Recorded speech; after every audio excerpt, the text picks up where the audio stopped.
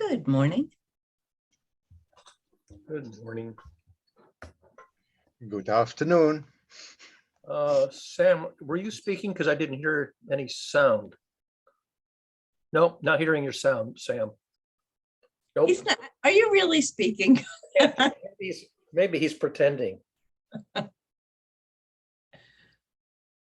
No, I read your lips. And you said, "Can you hear me?" And so unless you're pranking us, which you may be, given that shitty and green, I think he's pranking us. No, now I think we really can't hear him. I don't know. Go to the audio settings and run that mic selection, mic test routine. Yeah, I can't hear him. So. Yeah. Testing. Aha, now we hear you. Yes, you're It's very online. boofy. Or is it muddled? It's muddled. It's loud. It's very loud. Let me set that. Audio settings.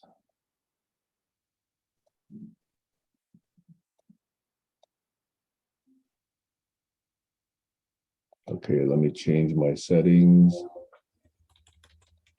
Testing. It's not too bad. It's a little loud and maybe a little mushy, but it's perfectly. Testing. Yeah, okay. Is that better? It's still a little loud. Testing. Yeah, that's good. I'm happy with that. Anybody else happy? I'm happy. Nobody else happy? All right. That's a basic dumb sound. I mean, it's dull sound. I don't know how you call it in English. So it's a lower tone sound inside. Bass. Too much bass? Yeah. It's all I about don't think you can change that. Okay. All right. Let me try one more thing. Do you have more than one mic available? Okay, how's this? Testing. I like that better. And now you can turn up the volume a skosh. Okay. Let me do that. God, you guys are high maintenance. Okay, testing. It's clear. You can still turn up the volume a bit. Clear, but it needs to be louder. Okay, this is loud. It's almost as loud as I can make it. This is Yeah, good? that's good. That's good. Excellent. All right. Well, that was a good waste of time. All right. Yeah. 3 minutes of All right. mic testing. Well, if I'm going to participate, it was good to have a working mic. Yeah. No. All right.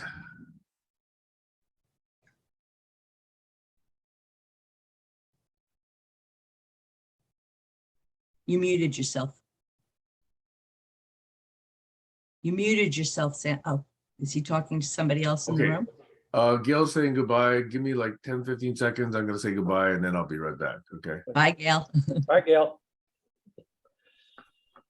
Hello, Barry. Yeah, so you probably didn't see it, Stacy, because I think you were connecting, but that thread that you posted some content that Larry Eli responded to, that content, whoever originated it, it's no longer visible to the public, at least not to me anyway. And Sam also maybe posted the You're same talking thing. about, wait, when you say are you talking about the meme itself? Neil The Davidson says, if this is the one about facts, I think. Yes, it was about how the most cowardly thing you can do is close your eyes to Yeah. something. Let The me. original content, that graphic is gone. It doesn't, Facebook is now saying that original content is no longer publicly available. Why? Well, who'd you get it from? Do you remember? Did you get it from Larry? No. Hold on. I was just responding to Neil before I came on because I hadn't responded yet. Hold on. I'll be right. I'm here. Let me just go get my phone. It was a meme that I had shared from a friend of mine. You need a link to your post, I'll give it to you in the No, no, chat. I have, I was just looking at it. Yes, yesterday at 10:24 a.m. Eastern time, this content isn't available right now. Usually means the owner So only weird. shared it with a small group or maybe deleted it. Why would they do that? Well, that happens a lot. I mean, Sam changed the settings of his new group from public to private, after I already shared out of it. So people do that when they reduce the visibility, that propagates to anybody who shared it before the visibility was reduced.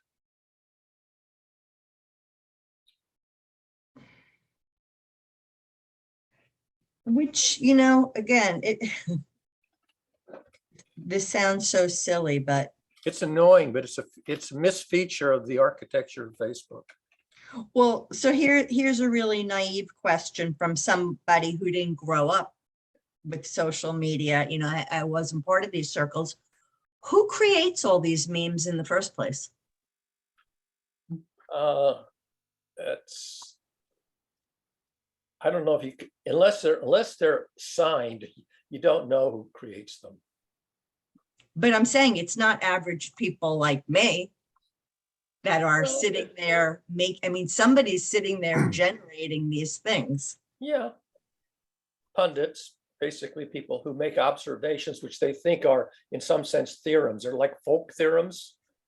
They're empirically seem to be true, even though they're not scientifically proven. They're sort of general observations. Well, I will go back after this and I'll reword it in my own words and put it there because it is true. And it is, I do believe, and I will argue the point that it can be traced, it can be said that it is a cowardly thing to close your eyes to the facts. Yeah, it's And- certainly an unbecoming thing, whether it's out of fear. I mean, I can think of why speaking truth to power in some regimes is extremely dangerous to your future existence. So to say that you won't speak the truth to power because you're going to get clobbered or maybe, or worse. Is it cowardly to save one's life by not doing something that's going to get yourself killed or arrested? Well, so let me just take the word cowardly. Let me not use that word because that's so fraught with judgment. Is it an act of fear? Yes. To say otherwise is just coloring it. So I'm not trying to put judgment on it. I'm just trying to state the fact that it is rooted in fear. And before I came here, I remarked to Neil, and I used an example of myself because it's better to show your own cowardice or fear. And I said, the other day I heard scurrying while I was sleeping along the floor, and it wasn't Marley. And I closed my eyes and I went back to bed because I didn't want to know. That was rooted in fear. Yeah. Not gonna lie. Yeah. Fools rush in where angels fear to tread. That's sort of the same thing, is that, when do you raise an issue that's true, but imprudent to say out loud? Some things you give in private because it's just rude to do them in public or otherwise, counterproductive. I think the more important point, at least for me, is that we bring it to our own awareness and to at least acknowledge that, yeah, I am afraid, or I didn't want to do it because I didn't want to deal with it, because it goes back to the whole, I think it's Feynman quote about you being the easiest person to fool. Yep. So it ties back to that. So that's where I was going when it wasn't about what the truth is. It's just recognizing within yourself why you're doing what you're doing and not telling yourself lies that you're doing it for other reasons. Yeah. It's also similar to the desire not to go down a presumptive rabbit hole, because you expect that you're going to lose a lot of time and energy getting nowhere and reaching a dead end. And if you have a high expectation of a rabbit hole, you won't pursue the truth because it's too elusive, it's too costly, it's too problematic. You go after truths that are more easily discernible and safe to articulate.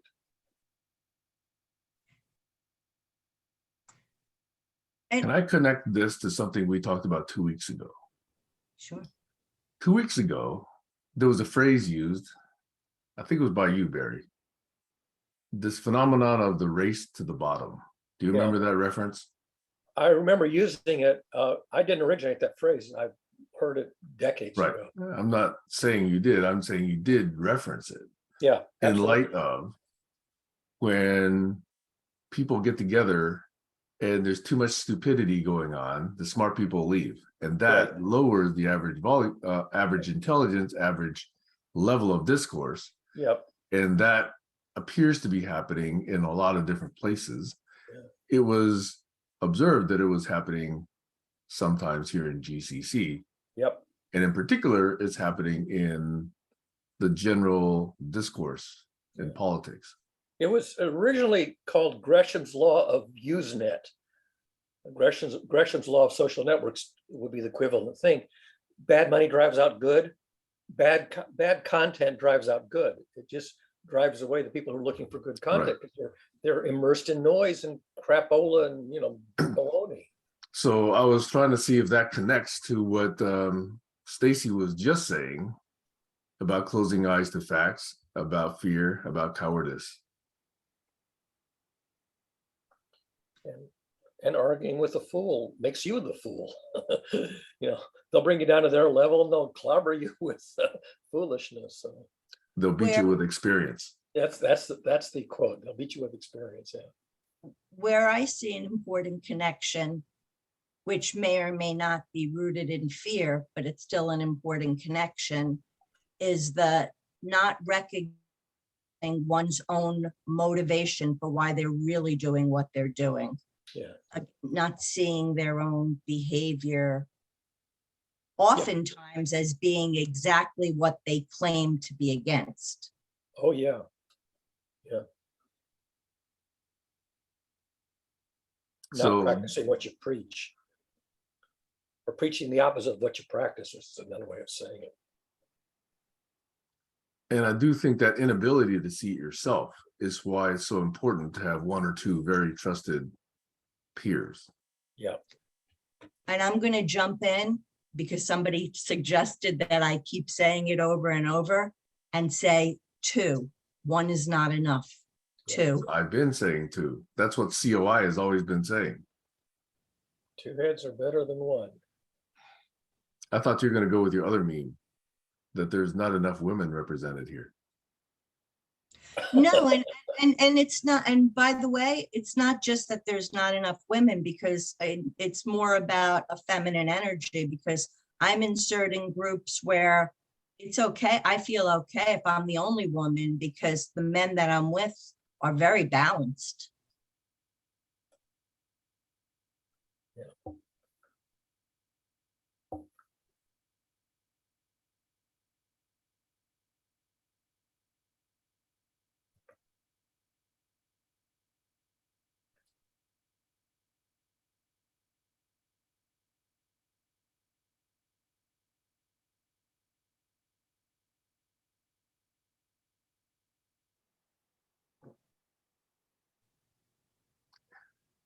So how do we stop this race to the bottom? Damn good question. I know one technique that was used in some forums where it was relatively easy to create like the equivalent of a breakout room. If you're in the nexus where everybody's present lobby, and somebody starts to pollute the lobby with just gibberish, everybody else can quietly recede to the mezzanine without revealing that's where they're going. And they leave the person alone in the lobby, but everybody else basically retreated to, a retreat. It's hard to do that in Facebook because it's not really designed to support that. Other forums, it was much easier to retreat to a breakout room. Well, the other, sorry. I was I'm gonna just say, simply pointing out that, there are techniques, but they may not be well supported in a social network platform like Facebook or even YouTube. Stacy, and then I have a response. it also requires that individuals take it upon themselves to do it instead of looking for the group consensus to do it together. Yeah. And that's something that has come up before. I remember one time in unblocking, I don't remember the exact example, but I think maybe somebody had left or was upset and people were like deciding, well, what should we do? And, other people had already reached out on their own. They didn't wait for the group to decide. And so to Barry's point, like if somebody's behaving badly and people withdrew, yeah, that would be great. But I can only control my behavior. So my thing would be, I don't feed into it. And then Barry does the same thing. And it's just sort of like a phenomena. Yeah. You leave the Yeah. bottom feeders to race to the bottom on their own. I mean, I think culture is really the best way to guide behavior. So in fact, I think that's why two proposals to me make sense. And I'm going to be very extreme and controversial right here. I think Texas and Florida and whatever states want to join them should be encouraged to secede from the Union and form their own country. Set up their own system with their own taxation system, their own education system, their own healthcare system, their own financial systems, their own energy regulation systems, and just let them have it the way they want it. And the rest of us can just live within the Constitution. Or if that doesn't work, California, Oregon, Washington, maybe a couple other states ought to join Canada and create Cascadia. Yeah. That's the other side. Schismogenesis. Gregory Bateson had coined this term schismogenesis, the splitting. And the splitting, you see it in religions all the time, the schisms. You see it in politics, you see schisms. Even in schools of thought and academia, you see schisms. So the schismogenesis phenomenon is observable feature of human society, human culture. And what is it again? The word is fracturing. It's splitting. It's splitting into two polarized factions. Basically, become separate, independent entities. They no longer try to remain unified. The king is the authority. No, the king is not the authority. Yeah. So you get different schools of thought that basically stop intercommunicating because it's just a never-ending debate. I'm right, you're wrong. No, I'm right, you're wrong, and you don't get to any common ground. Right. So I would say that until we deal with that within ourselves as an individual, we can't possibly tackle these other problems. Yeah. And I kind of get frustrated when I'm in a group of, let's say 5 people, and we're talking about what should be done in a way that we have absolutely no control. Like we're giving our opinions about things that we cannot possibly have any impact on in that moment.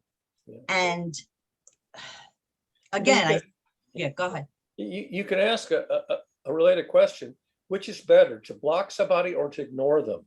If somebody's in a forum and they're noising it up, should you simply let them noise it up but ignore them, or should you actively block them so you don't even see the noise?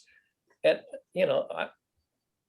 I have sort of neurotic mixed feelings about that. I don't know which is the best way to do it. I try not to block people, but sometimes you end up doing it because that's the last resort. And those are not the only 2 choices. Yeah. Probably not, but that's the first 2 that come to mind. And there's no one size fits all. Yeah. And you've seen on my page, you've seen me in different situations, grapple with that. There is no one answer. Sam? Because I think ignoring and blocking are both still allowing the generator of that noise to continue generating the noise. Yeah, And that's why I think in the last year or two, I've been much more active trying to address those things which I don't understand or don't see the positive effects of. But if I just let it go, then I'm just part of the problem. yeah. I And that's remember why a I'm year, directly taking head on some of these things that I do not understand and to some extent disagree with. It's not because I want to drive them out. I really want to see if there's actually something I can learn or raise the level of discourse, you know, if I indeed am able to do that. That's hubris all right there. But at least not to just let it go. I remember a couple of years ago that one person at GCC kept posting the exact same item over and over and over a long period of time. Like eventually there was 31 instances of the same post, not all within a week. They were over like months. And Anne-Marie came in and said, do you know that you've posted the same thing 31 times? And so this notion of giving somebody statistics, did you know that you just posted 3,000 words on an item that can be summarized in a paragraph? So you can just report objectively reviewable statistics that may or may not help solve the problem without criticizing the content, just the verbiage. Go ahead, Sam. This goes back to Stacy's point about, hey, you're not going to make any change unless you yourself understand what you need to change. But I think that presumes that someone is aware and capable of detecting and making those changes. So that's a degree of awareness that one cannot necessarily assume. Yeah. Not everyone is at that level of awareness and capacity. Yeah. So I won't say it's an unsolved problem, but it's a difficult problem to find the best practice in any given situation. There's so many options and most of them won't work. Maybe if you're lucky, you'll hit on the one that does. So let me pose another potentially, and I say that with high probability, controversial opinion. Right now, today, almost anybody with a heartbeat and a bunch of rings around the sun is allowed to vote, to cast their opinion, however ill-regarded or ill-founded or well-founded, on matters of social governance. Anyone is granted that right in this country. I think that's stupid. So did Socrates. He thought it was stupid too. It's extremely stupid. It guarantees the stupid people get to drive out the smart people because there's more stupid people than smart people. Yep. It's another way of guaranteeing the best ideas never get implemented. Yep. Never. Yeah. It's a very dispiriting, discouraging observation why democracy isn't working the way it's advertised. Democracy is falling short of its claims. Democracy kind of assumes that people want to make good choices and want to educate themselves. That is no longer true. No. Gaming the system has become the new sport in politics. Maybe not so new, but more apparent. So you might as well lower the age of voting down to 0, because it's not making any difference what these people do in their first 18 or 21 years. Nothing. In fact, I would argue that kids, high school kids, are more interested in learning and figuring out what's wrong with the world and dealing with it than most people who vote today. They're going to inherit the mistakes that we're making now.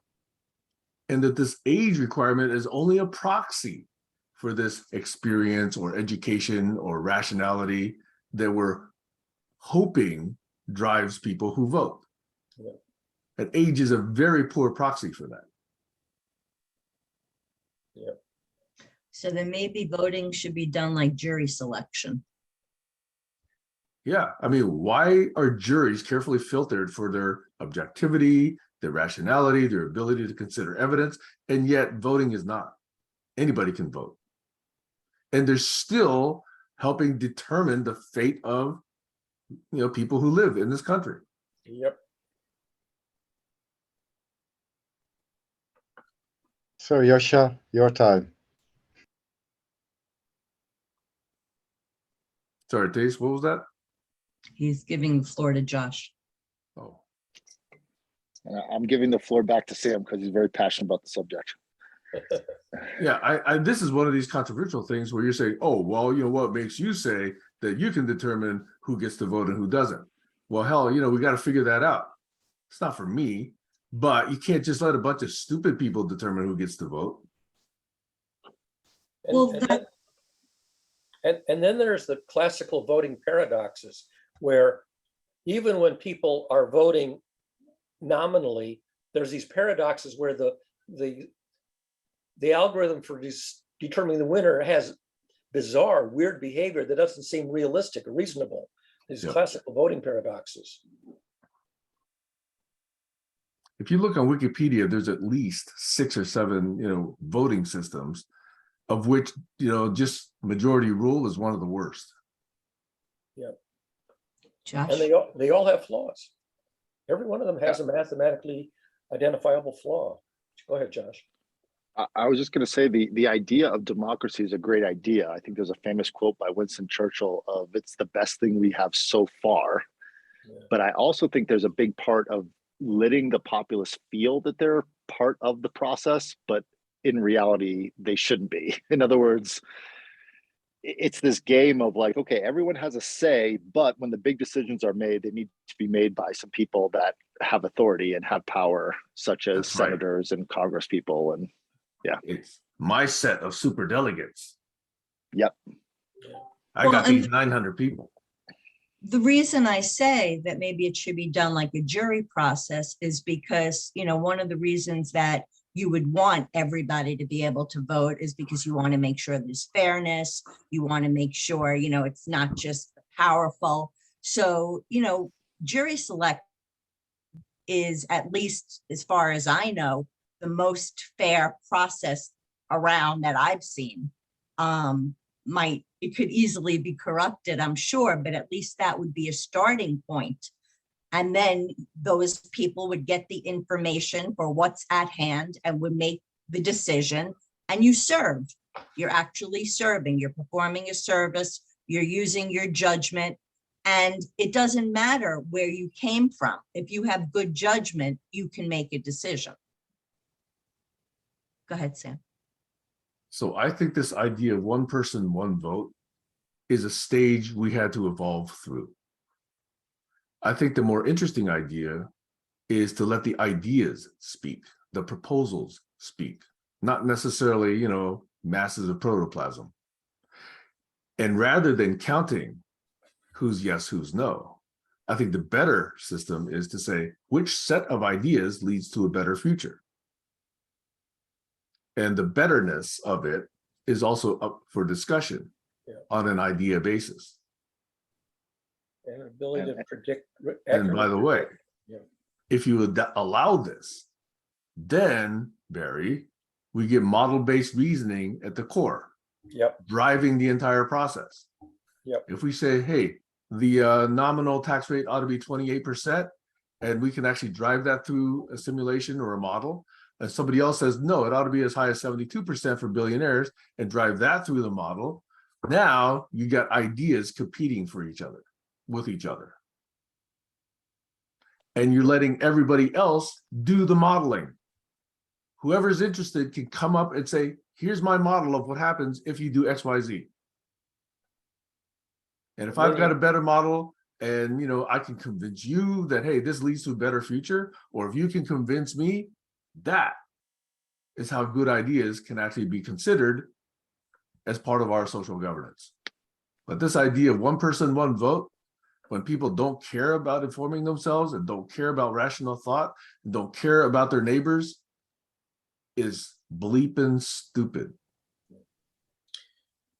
reason I got up, I was going to try to find a book in my bookcase. When I was at Stanford in grad school, I took a course in social choice theory, and the textbook is that thick. And you can go through this whole semester-long or quarter-long course in social choice theory and look at all of the social choice theories and methods and algorithms.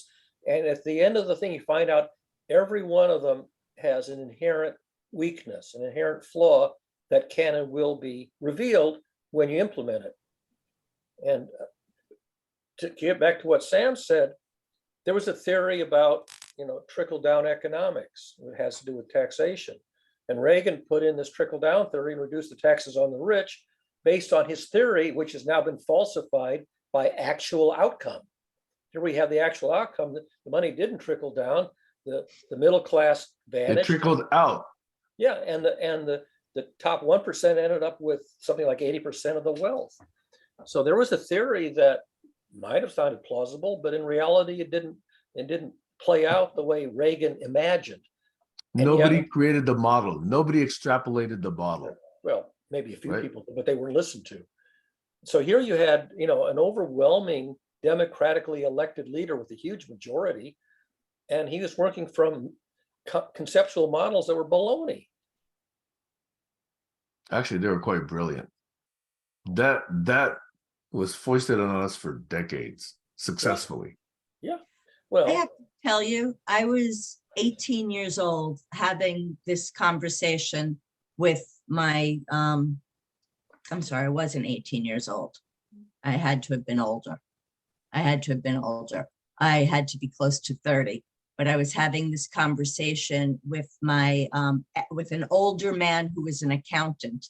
And I was telling him how it made no sense. It made no sense to me without any background, just like intuitively, emotionally, socially. And he was giving me all this like bullshit of why it worked. And again, it goes to what I'm always talking about is just because you have that book knowledge doesn't mean that somebody else shouldn't be allowed to question or come in or be able to see something that you don't see. Because he was wrong and I was right. really good book knowledge finds the flaws and the faults in the theories. I mean, in science, you try like the Dickens to disprove a theory, to falsify it, to rule it out because it has outcomes that are not what you wanted, or outcomes or predictions that don't agree with actual outcomes.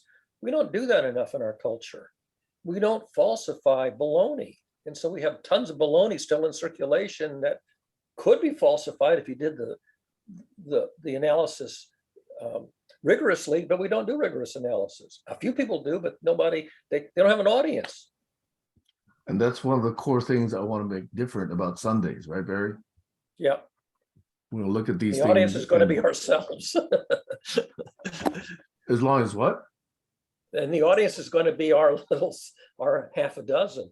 The That's problem fine. is that All it's of not these getting- things are on public record. well, yeah, so is a lot of baloney. The public record is full of nonsense. There's a lot more nonsense on the public record than accurate insights. Probably. Yeah, but it's our by a little bit. responsibility to change that, Josh. Yeah, and I wish I knew how to do that. Yeah, that's exactly going to be my question is that our goal is to have sense and not nonsense? Are we trying to go towards sense making and better predictions, or are we just having fun, just talking? Like, I'm okay with either way. I just want to know in reality, 4, 5, 7 people can have the greatest sense, but then when you try to enact that with 8,000, it all breaks down because then you've got to deal with 7,993 other paradigms of these different people that go, that make up the nonsense. In other words, when you get into people, I mean, I can only imagine Tice is like, who cares about America's problems? Like, you guys are so full of your fucking selves, Americans, about all these American problems. It's like there's a big world out there. America's only 330 million people. There is 7.8 billion other people on this planet, and we're so full of ourselves. And I'll be quiet right there. Go ahead, Tice. Well, you mentioned my name, but what is in my mind that with a handwritten letter, without getting feedback directly, I triggered, and I can't, how I call it. I don't have proof of what I did. But there was ID inventory made by a governmental institute. So then you get all kinds of ideas. So they got 800 ideas. So I was more or less invited to go to the front door and put in my idea through the front door while it was in a handwritten letter. So so this is functioning as a, not as a democracy more or less, but if I had something to say, and then I was invited to come through the front door. I mean, everybody was asked to come through the front door, more or less. So then, if you have something to say what was valuable, you was able to put it inside. So then, 2 years later, everybody who had given an idea was asked, okay, come.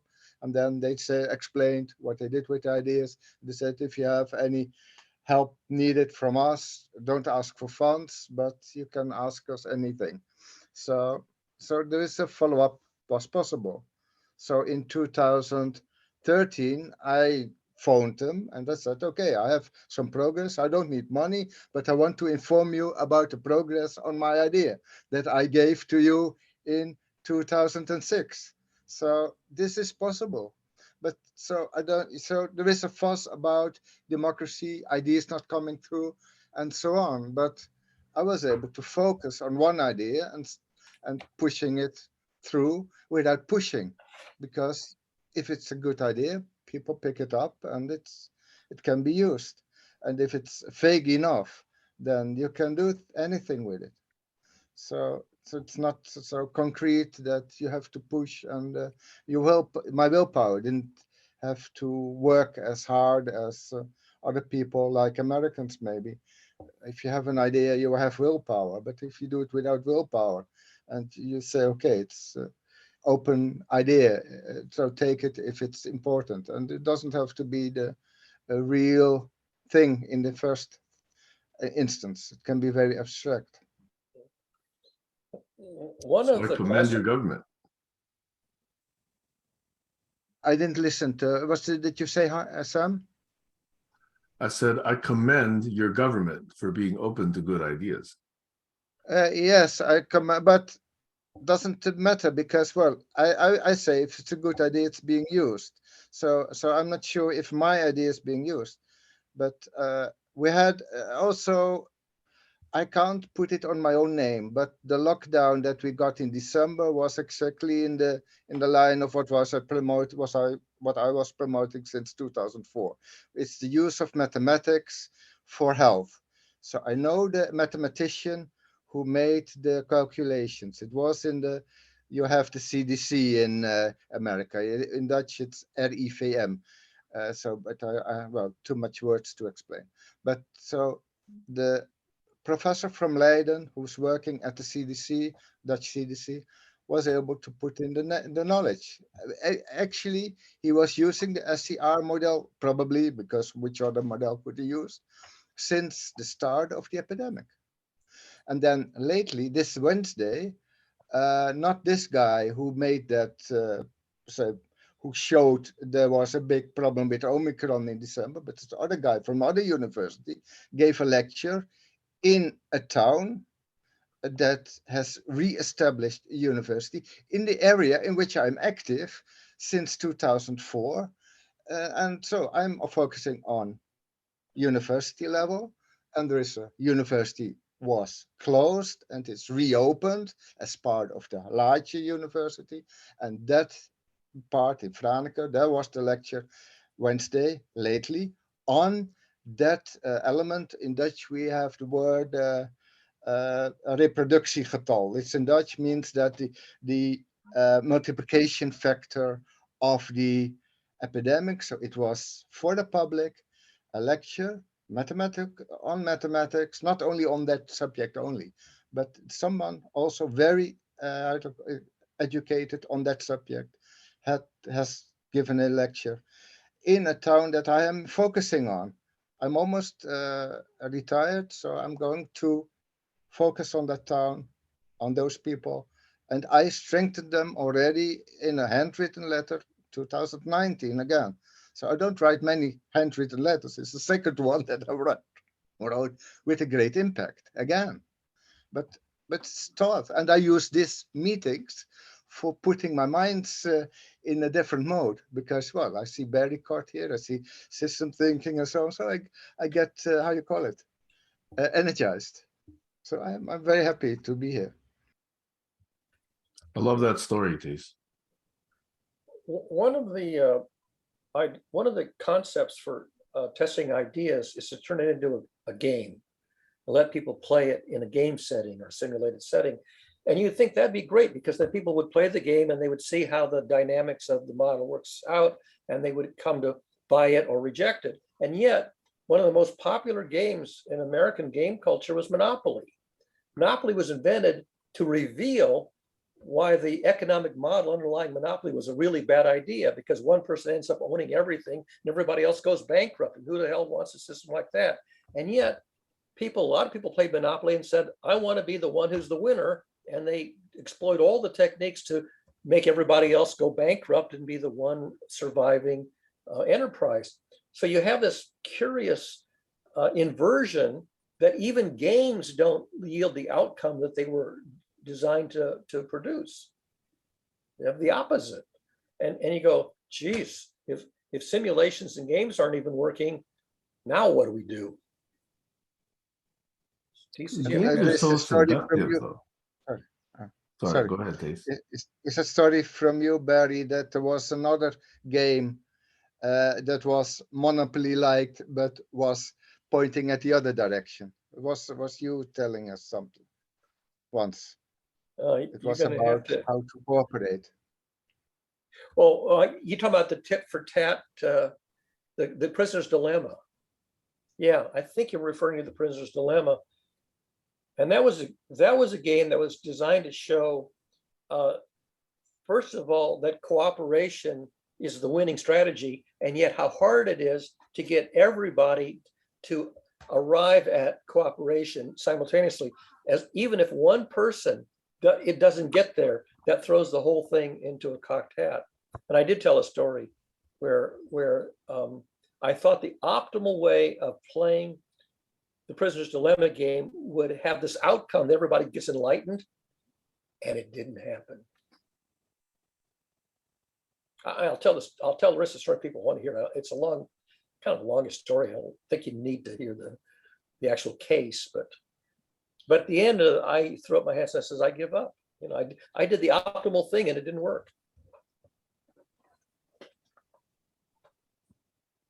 Sam. The reason I've always been standoffish with regard to gamification is that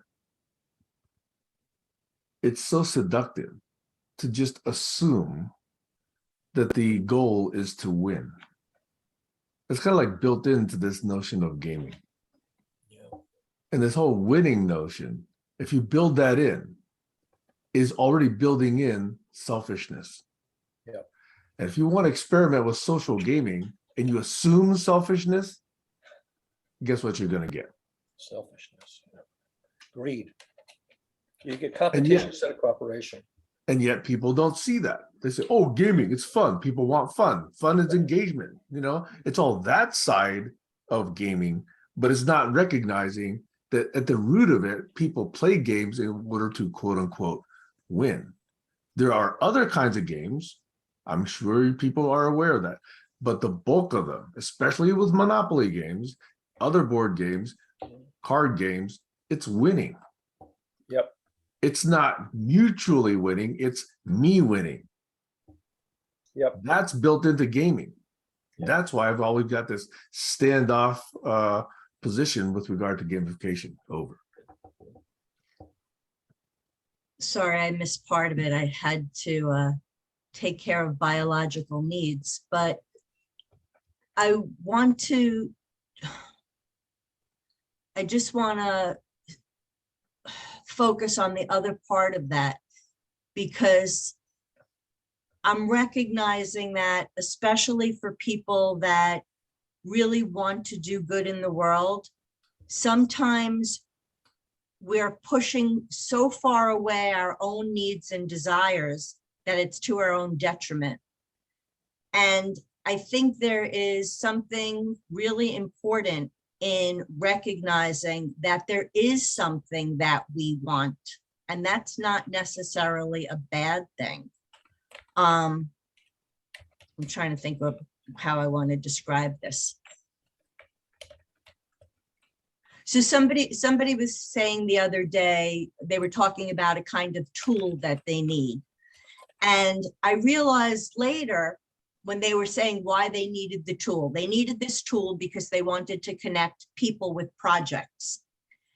And I realized later that my question should have been why? Because if the world were absolutely perfect, it's important to know what you would want to do then, because that's going to give more insight into like your true self and what you really want to be doing and what winning or happiness would really mean. And I think it's important that we know what happiness would really look like and what it would really mean, because every time we, for me, this is a thread. This is a thread that goes to all this solutions talk. What is it that we want?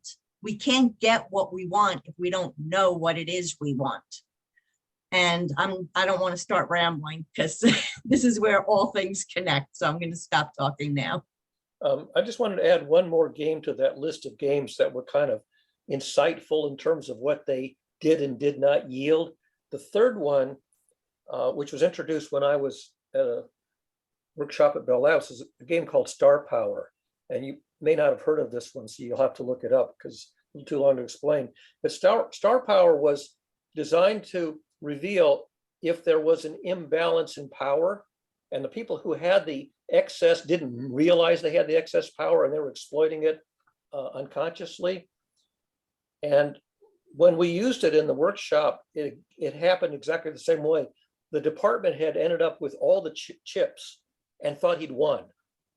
And in fact, he was the one who revealed how this whole system is fraught with difficulty, that it's not protecting the rights of the minorities. So I would add Star Power to this list of games that were carefully invented to reveal one thing, and yet you have this one or two people who interpret it just the wrong way and they want to win. And it was very discouraging to see that. Sam.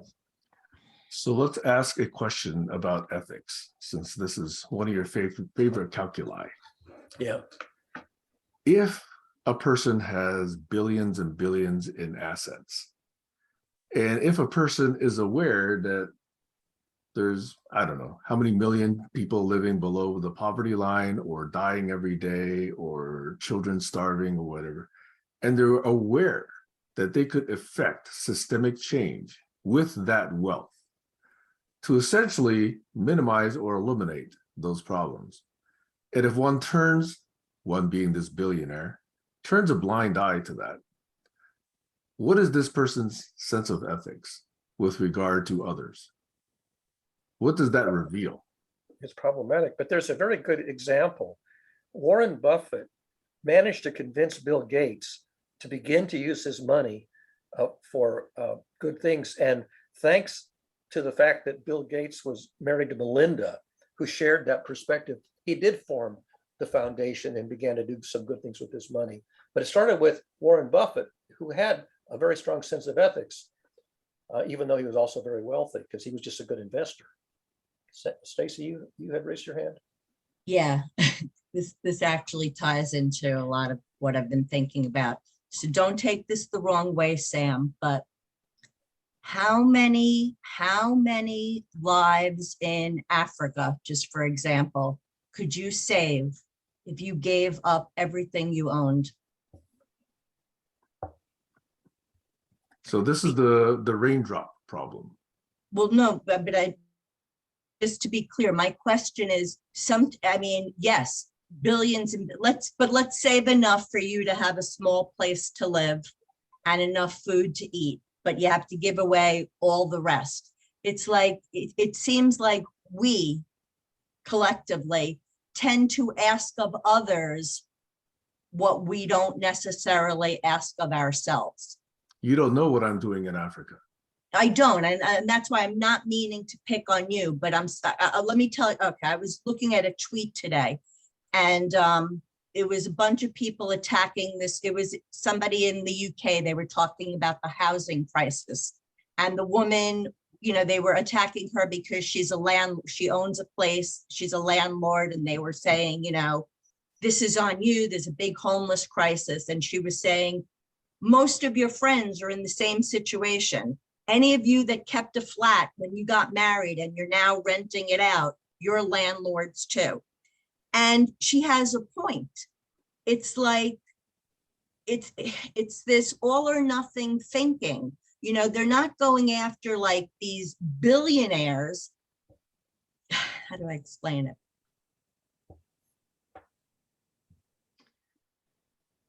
Go ahead. I think what you're asking for is systemic change. And you're saying it's frustrating because each of us individuals is only a little hummingbird with our own little drop of rainwater. And that if I'm a little hummingbird and there's no other hummingbirds, then it's essentially making zero difference. So it's a systemic change you're looking for. But yet it's individual hummingbirds inspiring other hummingbirds that will get a rolling movement.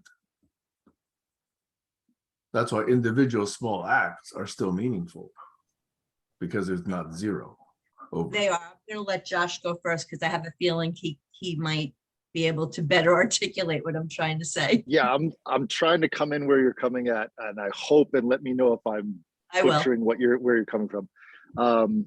The idea of systematic, and you start thinking of billions, but if you just go into and take Sam away from the equation and go to me. So if I gave up every single thing I have and I helped out people in Africa, and the reason that's so close to me is my stepdad actually does that. So I have the actual means to help a lot of people in Ghana, in Africa right now. And I know the exact numbers because of his website at touchoflovefoundation.org. If I was to do that, I could affect with just the stuff that I have about 800 to 900 people directly, which isn't hummingbird style. That's directly affecting 900 children in families of 7 to 8 or more that could get an education going all the way through K to 12, which would bring all of those families plus their cousins plus their grandparents out of poverty, which looks to be somewhere around 16,000 people could be affected by me giving everything I own right now towards those families to make sure that they can, you know, go from grade 4 all the way to grade 12, or if they're younger kids, just one person in that family getting through to the education to make sure that they have a job in 10 years from now in a sector in Africa that could make enough of a living. Just like a lot of my friends with Cusella is Filipino, and that's what the whole Filipino culture is one person goes to America or goes to Saudi Arabia, works, sends the money back, and that helps out about 16 to 25 people with just one person's salary. So it's an exponential hummingbird is what I'm trying to get at. It's not like you're just being a hummingbird and I'm going to adopt 2 kids in Africa and help them out for a couple of years and maybe it helps them a little bit, but actually commit everything I own. So there's a good stack of money in, I could even put it into, let's just say a T-bill or something that could gain money if you really dedicated to really help for 10 to 12 years. That's exponential. That literally, I could probably save or help at least 16,000 people significantly in the next 10 years. And I know that from factual numbers of my dad doing that 10 years ago and the schools that it helped. But you have to make sure it's going to a foundation that actually does it. Like I hold my dad accountable. My dad holds the people there accountable, because if they are not doing the programs, he physically goes there and makes sure that those programs are running. But is that what we're getting at, Stacy? Is, you know, with one person can affect how many? It's a few things. It's that, it's also like when you talk about the example of the one person that's, you know, helping all the other people, they also know that in turn, they're going to be taken care of. So there's that. And then there's also the pointing the finger at those that are not doing what you think they should be doing, because there's also the power dynamics in it. Like, I think about, I know there are like billions and billions of dollars in these philanthropic funds waiting to be given out. And I'm like, why? Like, why is it just up to like a few decision makers to be able to delegate these things? And just the social dynamics around that. Just, I have too much frustration to be able to articulate all the different routes it takes. But thank you, Josh, for that. Yes, that was definitely a big part of it. But I just want to add from a systems thinking, how much wealth do we actually have that we don't even realize? Like I'm looking, there's all these chairs from, here, I'll just flip it around. This is a table we're not currently using. I use it as a desk. So all the chairs are here. And if I sold each one of these chairs online, I'm sure I could get at least 20 bucks, if not 30 bucks for these chairs, because we refinished all the wood and put oil on it and made them really nice. So I'm just saying these are just sitting here, really nice dining room chairs. So that's at least in cash, 30 times 3 for these, there's 4. That's $120 American. How much is that in money in Ghana? So that's what I'm saying is, and these are just sitting here. Like my sister wants them, but I'd rather sell them online for $30 if I knew I could turn that $30 into $50 and that $50 into helping someone for 5 months, $10 per month. In other words, I don't think we realize how much wealth is just sitting around in our garage and in places that we just resources that are going, diminishing because of inflation right now. So anyway, sorry, to me, when it comes to economics, I come from a place where it's like, oh yeah, you got $5. Well, that can feed I can feed 5 people with $5 if I buy a big sandwich and split it into 5 parts. And that's where I grew up, is we just buy a tuna sandwich and we break it into 4 pieces and we all ate something, that's how I grew up. I don't know.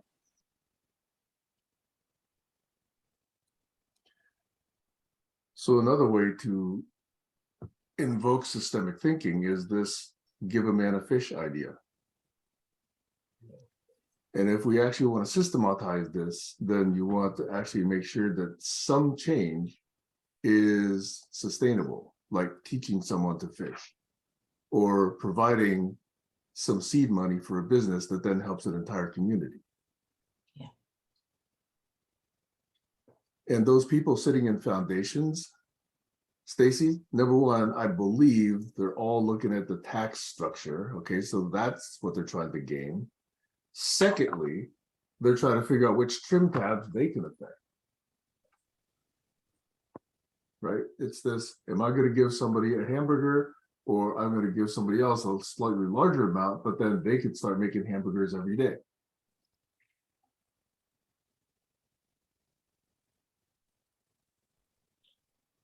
And I think those of us in pursuit of systemic change sometimes, and quite often, arrive at education being the most effective trim tab. I agree with that. Look at the amount of economy that goes into sports and entertainment as compared, let's say, to education, food, clothing, and shelter. I mean, there's an enormous amount of wealth in sports and entertainment. And we could live without sports and entertainment. And if we didn't have food, clothing, shelter, and education, all that sports entertainment would be of no value because, so that's a big dislocation, I think, in the structure of our economy. But you see, that's why I actually think that's where the trim tab could be, because that money is there. I think that there's a great opportunity to use that for education and for something good. Yeah, opportunity, but is it being realized? No, it's not. That's something I'd like to be a part of, helping to read. I mean, that is what motivates me. Yeah. That is what I wish I were doing. I mean, Dolly Parton did that. She took, a huge amount of money and put it into local education in the little town that she lives in what is it, Tennessee or wherever she lives.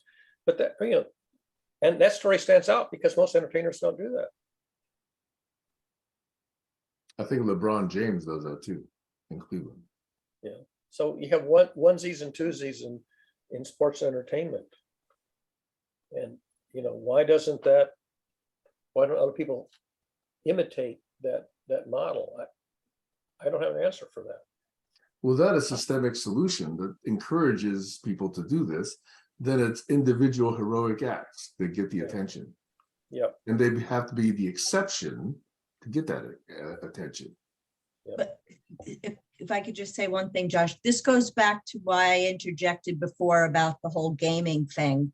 Because Sam, I think if we were really clear about what our real passions were and what we wanted for ourselves selfishly, it might help to create the solutions, because we'd be creating for ourselves, which would in turn serve other people. That may not make sense, or it may, I'm not sure. No, it makes But- complete sense. But to me, I don't have to play a game to do that. Maybe you don't. Or maybe you don't because you were taught this is the way, let's face it, you're a hardworking, overachieving person. You grew up with great ethics, but that's not the way a lot of people are, for good or bad. This is the way things are. So rather than judge that, like maybe some people just want to have fun. It is what it is. So how do we work with what we have? Good question. Yep. I think you just nailed it, Stacey, because I'm watching all these YouTube videos, and the kids that are most successful on YouTube with 98 million subscribers, the reason they're successful is they make videos that are fun. They have no basis in reality. Like, let's put a giant tube of toothpaste in a house and blow it up and then buy my brother another house. Who cares? Like, they're like young kids. They have no, go ahead, Stacey. But see, that's where I think that it needs to be shaped, because I think we can have fun with a purpose. Mhm. And that's what I'd like to see. Because even in our circles, there were times where people were talking about fun ideas, but they weren't paying attention to the ethics at all. That's not something I want to be a part of either. It has to be both. Sam? Can I introduce, and this is my day for introducing unpopular opinions, okay? Can I introduce my opinion, which is ethics is privilege? Yeah. Okay, go ahead. Introduce it. I don't like it, but If go you're ahead. going to be a very poor person and you're going to steal a sandwich from someplace, and somebody says, oh, you're dishonest and you're a criminal, and yet that was the only way that person could actually survive or feed their kids. What is the ethics of that situation for that person? And that's just one I think you're example. missing. Well, that, Can I answer that? go ahead. No, Josh, go ahead. I think ethics is something different than what you're saying, because it's not about the economy. It's about a way of being in life, whether you're poor or rich, of how you treat the world around you. Ethics is a way of being, not a way of surviving. In other words, like, it's not a justification of a thing you do. It's a reason for doing the thing you do because it's ethical. In other words, ethics is really hard to talk about because it's very subjective and cultural. And I think It's Barry, not. from I doing all don't the think it work, is. I think it's very objective. and that's where you and I would agree to disagree, I think. So, and I would I think love to we're hear exalting yeah. ethics in an unnecessary way. And I think it's an indication of each of us who's actually in a position where we can actually say ethics does not compromise my survivability. And for some people, it does. I think ethics starts with where we started this call with. Ethics first starts with not lying to yourself. And that does not have anything to do with privilege.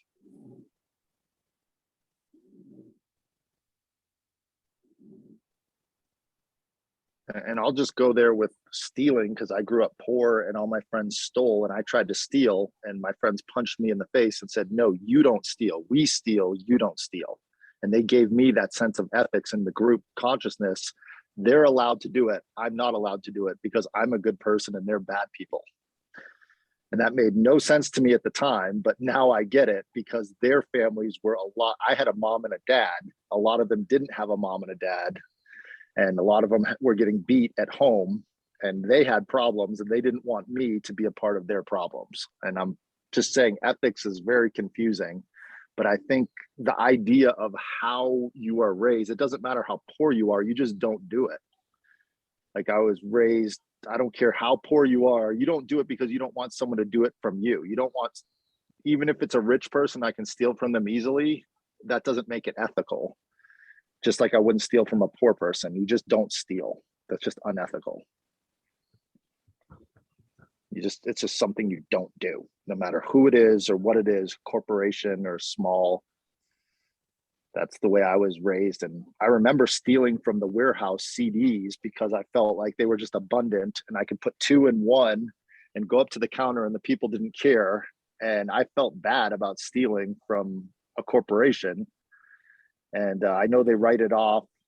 But at the time when I was a teenager, I didn't know that. I just felt like I was getting away with something and I was violating my ethical rule of just don't steal. So I had to go back to not stealing and go back and pay for those CDs. And then Napster came out 2 years later. But anyway, we digress. I think it's useful to look at these quote unquote ethical rules in a systemic and evolutionary context. And to hold something an absolute really is a vulnerable position when you look at things systemically. So I have in a my question. opinion. So let's test that. When, in your opinion, is it okay to lie to yourself?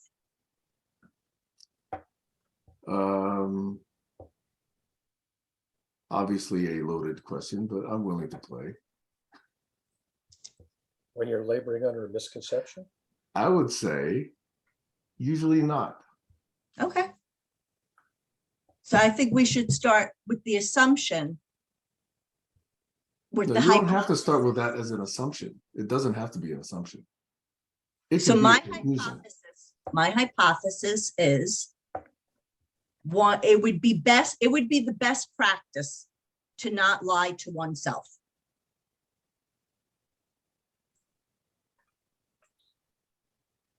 Barry? That's a bit too black and white, because if you go back to science, you say, suppose I were laboring under misconception and didn't realize it, that I have a belief that's inaccurate, but don't know that it's inaccurate. How would I test that? And so you don't lie to yourself, but you say, let me adopt the opposite and calculate the consequences. So you temporarily adopt a position for testing purposes, for experimental purposes that you disbelieve. In your heart, you disbelieve, but you're checking to see if your beliefs are accurate. So to use the word lie is a bit too black and white. It's suspension of disbelief or suspension of belief for the purpose of verifying or falsifying something. Just you're not already lying in a misconception. Right, but my point is that the North Star is that I'm not going to lie to myself. So then the motivation between testing out different possibilities is because my ultimate goal is that at least within myself, I want to know the truth. And that's why I'm willing to explore other possibilities. And Yeah. that's where Sam's 2 other people come in. Sam? I'll give you an example where actually I'm kind of pushing the boundaries of your don't lie to yourself business, okay? I do know people who have extremely high anxiety and extreme high PTSD. One form of dealing with it is them talking to themselves and saying, everything's okay, I'll be fine, blah, blah, blah. They're telling themselves things they actually do not believe in an attempt to self-soothe. Is that really lying to themselves? Or it is it- untrue? Or it's questioning your own beliefs because your beliefs may be biased. And But everything is going to be okay. Or They not. don't know that. In fact, things are not going to be okay for most of them ever. Yeah, I think you're really just looking to, No, I'm Yeah. trying to indicate that absolutes have limits.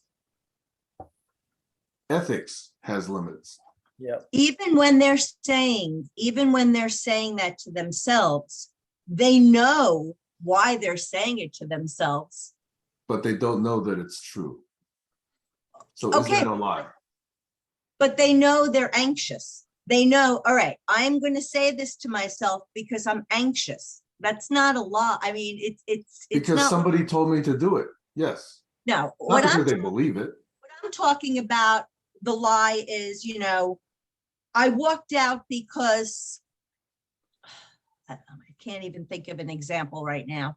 I'm talking about the kind of lie that a person says because they can't acknowledge why they really did something.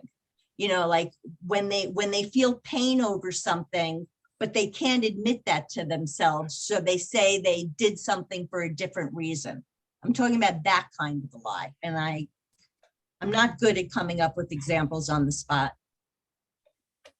Right. So you can always constrain the domain, in which case, I agree with you.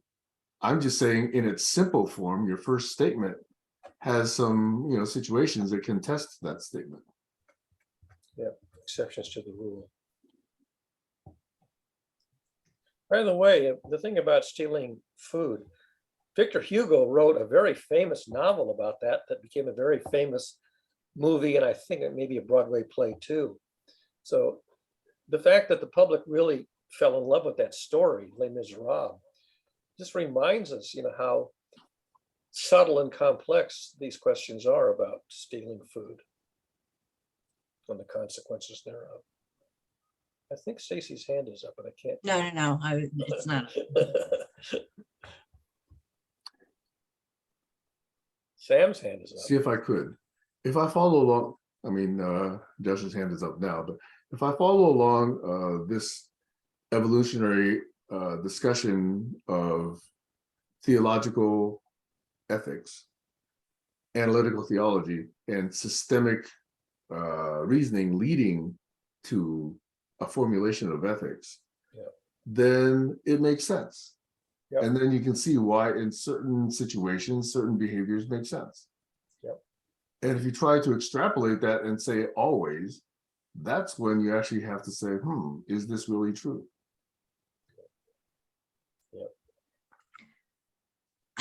And there's risk taking, because everything has a risk. Let me finish my idea first, okay? And again, I just am pushing boundaries here, okay?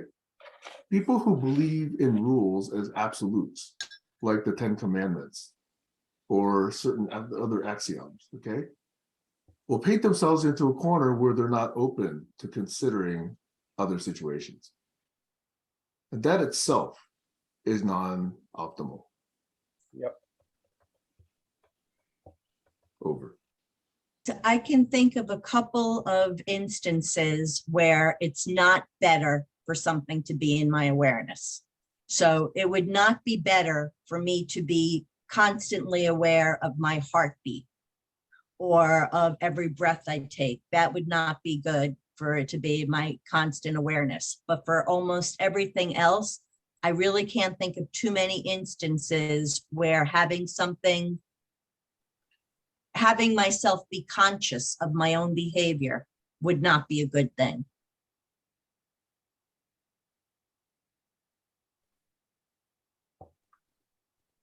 Yeah, I was just looking up the definition and the differences between morality and ethics, and it's a really hard topic. It's like talking about religion, because we're talking about good and bad, and we're talking about very personal feelings of ways of behaving and acting. Yep. And it's very subjective. I mean, I just remember being in Egypt, and if a man and a woman are holding hands and they're not married legally by law, by both religious law and state law, that's against the law. So a police officer can actually cite them or give them a citation. They can be, maybe even arrested. And that makes perfect sense in Egypt. That is just the way that's normal, because you don't want to see a lot of public displays of affection. And it's not part of the ethics and the morality of that culture and that country for unmarried people to go around touching each other. Whereas in America, that would be thought of as, what's the fuck is your problem? I just put my arm around my girlfriend and you arrest me?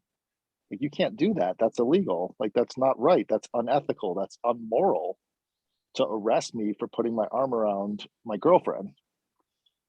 So I think it's very important that when we talk about morality and ethics, it goes into deep-seated cultural beliefs that have lasted for many years. And those things, like Sam was saying earlier, systematically, it's a very dangerous thing because those things can change. And if you make them rigid, it doesn't allow the system to change or cultures to evolve and grow. And I think that's the key, is to have an ethical or moral compass that can evolve and grow as the humans grow into different cultures, as they go from being 30 people in a desert to 3 million people in the city of Cairo. And with that, I'm complete. That The other thing, real quick, the other thing is sometimes values that are universal come into conflict. So most people might say, okay, stealing is normally a bad thing. And most people would also say loyalty is usually a good thing.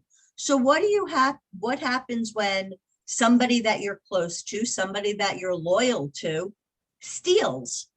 Which one is of greater value? Do you break the oath of loyalty and turn in that person? You know, which one's more important? Go ahead, Barry. I was just going to point out that if you consider an axis with ethics at the top, sort of the most ethical behavior is up here, and at the bottom you have the limits of what the law will allow. So if you drop below the floor, then it's a crime. And in the middle, somewhere in the middle, say the median, is morality. So morality is sort of better than the minimum behavior, which is unlawful, but less than the ethical behavior, which is optimal but difficult to realize. And so it's useful to have morality if you can't do the ethics, if that takes too much brain power. And the law tells you, just here's a limit, don't fall below that, or you are going to get arrested.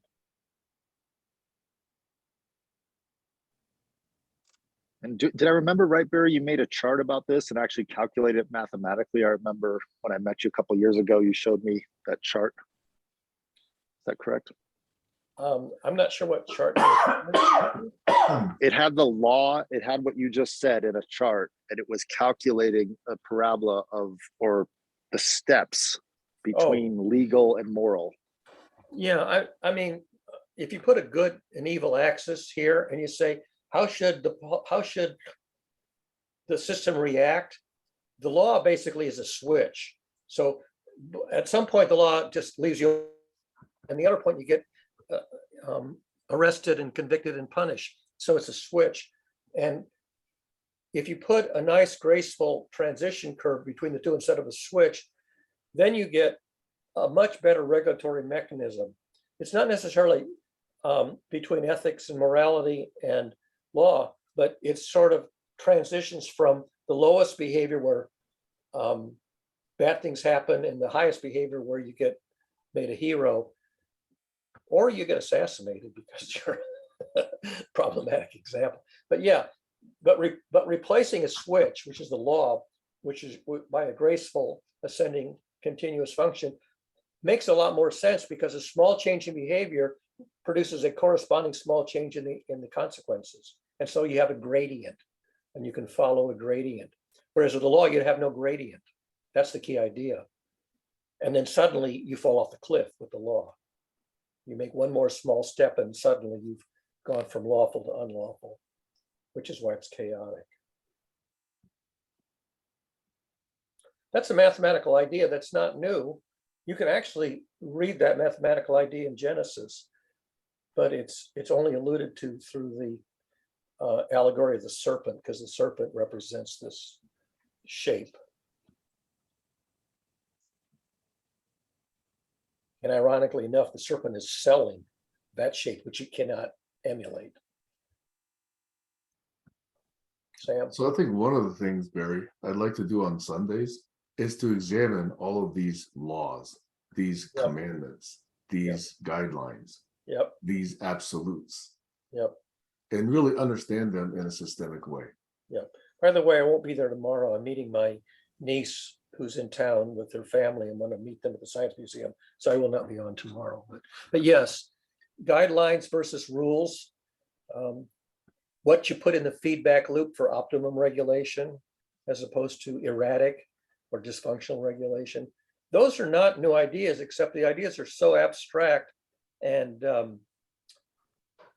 sort of, in some sense, mathematical, that before you had the ability to write them down in mathematics, they were sort of guidance from sort of the clerics, the high priests, the shamans. They could sort of understand these things intuitively, but they had to reveal them through narratives and things like guidelines, because there was no way to do that. You couldn't do the math. It wasn't, the language of the math didn't yet exist.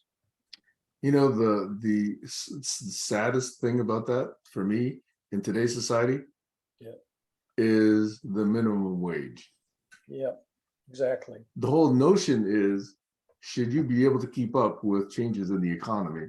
And because we cannot communicate that effectively, nor even justifiably compute it, people say, okay, well, let's just set an arbitrary level, which of course is going to become obsolete and irrelevant over time. Yep. But that's what people seem to understand. 15 means nothing. 725 means nothing. Yep. Okay. It's the relationships that mean everything. And yet people Yep. do not seem to understand that. People that suck at math, I mean, look at the number of people who can make a living doing mathematical analysis. It's what, maybe if you're lucky, a few percent. And the biggest fraction are accountants who basically do addition and subtraction. They're just adding up numbers in a spreadsheet, which is not really doing mathematics. That's just accounting. Can I tell a story about somebody I met yesterday? Sure. I went to my high school reunion, okay? And this is the first reunion that's been held in 3 years because of COVID. You know, they canceled every one the last 3 years. So this year, they decided to invite back every class, 74 years of graduates from this one high school. So over 1,000 people showed up. And it turned out one of my conversations was with a recent graduate from 2015. This is a reasonably good school. The parents paid good money for this kid to go to school. He's a really, really bright kid. I mean, just very talkative, very engaging, very outgoing, very gregarious. And I find out he's working at the airport. And he's a baggage handler. And he does his occasional odd things. And I thought, that's an odd job for someone that's come from such an interesting background with schooling, etc. But then it turns out it's perfect for him because planes don't come by all the time. Planes come and go. There's a few hours between when planes come and go. And in those few hours, he says, he's just doing stock bot programming. He's actually programming with Python, with machine learning, with TensorFlow, with others, simulations for buy and sell, because there's no bags to handle for 2 or 3 hours at a time. So this guy's brilliant, you know? He's spending his time, he's being paid as a baggage handler, and he's building his own stock purchase, stock trading bots. And so it's interesting the kind of people and the kind of conversations you can have, and the way people choose to find opportunities that let them just do what they enjoy doing and find an interesting, curious way to live. Yeah. But I was there thinking, how can I, help him find a better situation? But he's in a great situation. He's being paid by the hour. He doesn't have to work for an hour every hour. Yep, that's right. Josh? Yeah. I was just going to say, I find it so interesting how many people feel that there's a certain threshold of money that you have to make in America just to be okay. And if you're under that threshold, like, oh, wait, you're making under 40,000. Oh, do you need help? Can I help you get a job for 45 or 50? Just because they're stuck in that mentality that there's levels. And it's so funny. Like my sister, I think, is making over 6 figures. And she's just struggling all the time. And it just seems like I don't know. I just feel if you ask the real question, it's kind of like when Buckminster Fuller was asking the architects, how much does your building weigh?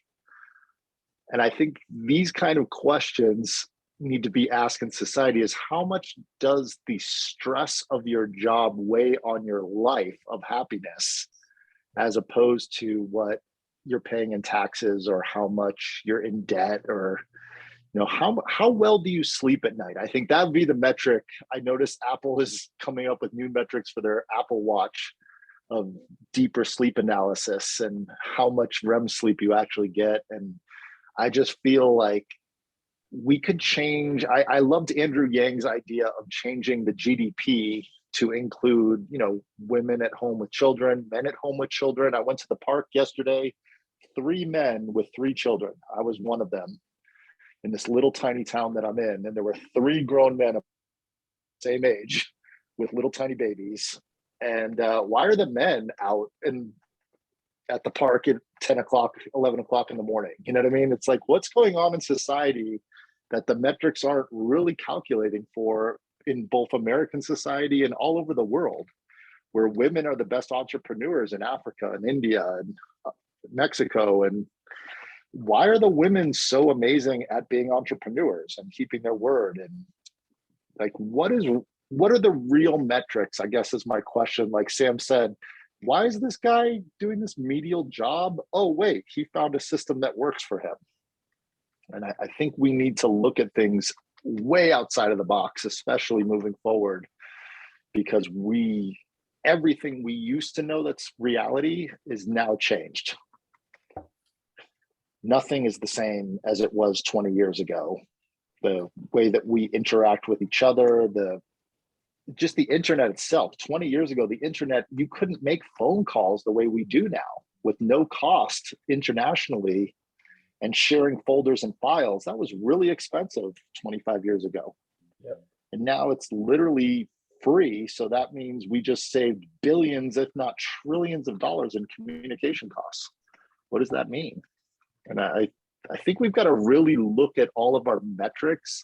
Like Barry, you always talk about the feedback loop. What was the word you used for pulling in the information?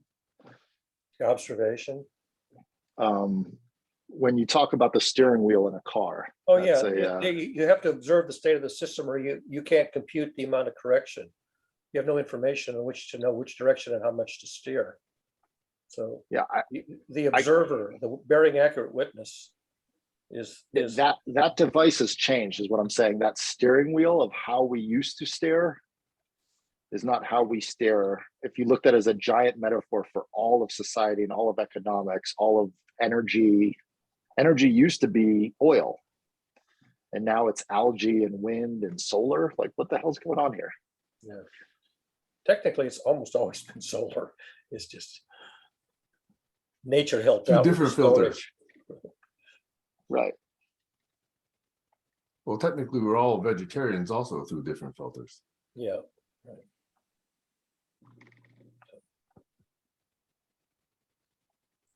Yeah, I mean, it's really amazing because what is it? If you're lucky, a fraction of 1% of the population gets a graduate education in systems thinking. And yet, once you have systems thinking under your belt, you realize these are not new ideas. They just weren't mathematical. They were in the culture. They were the sages were recommending these things. They had it intuitively. They were maybe even doing model-based reasoning intuitively, but they didn't have a public language to write down the model.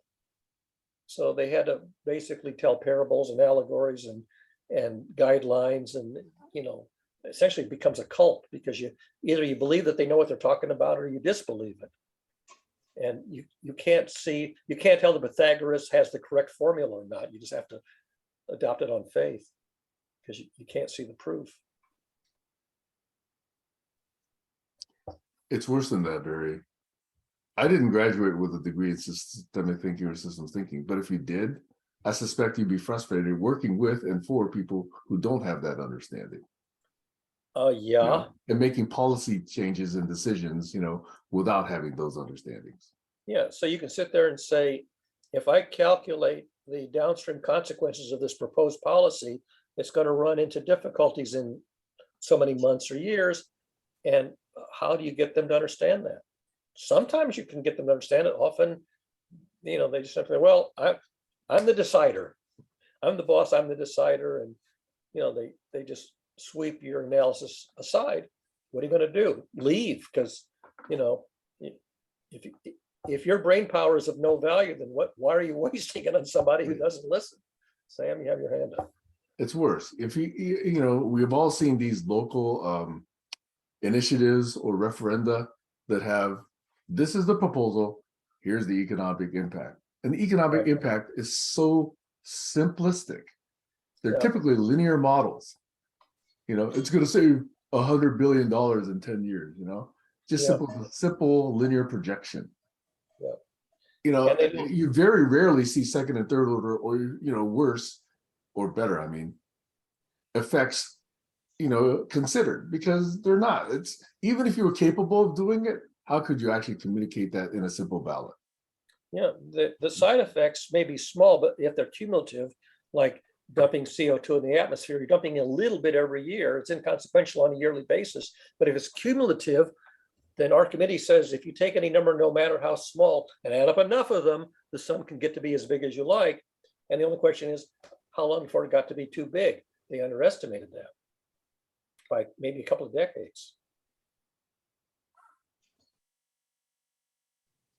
So these cumulative side effects that are left out of the analysis, that's the real bugaboo. Joshua?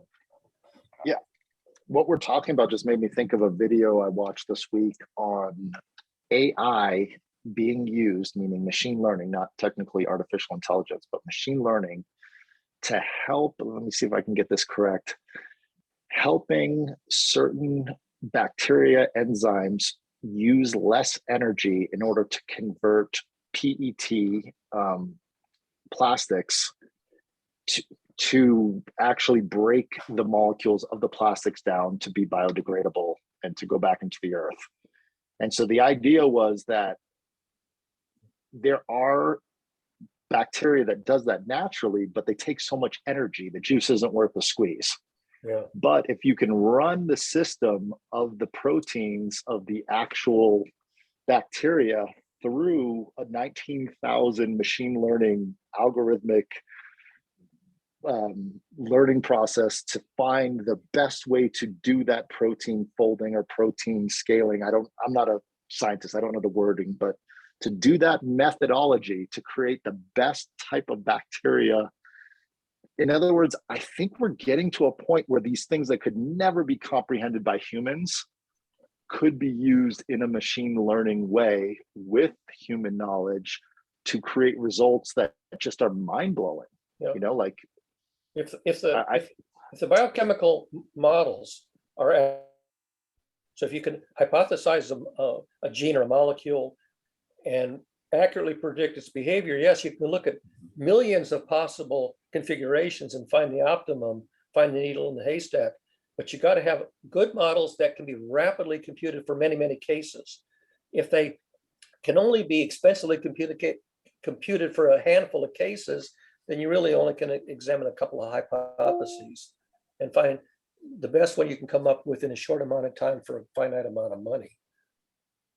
And that's why computation is important. If you've got good models and good computation, you can find the optimum much more readily.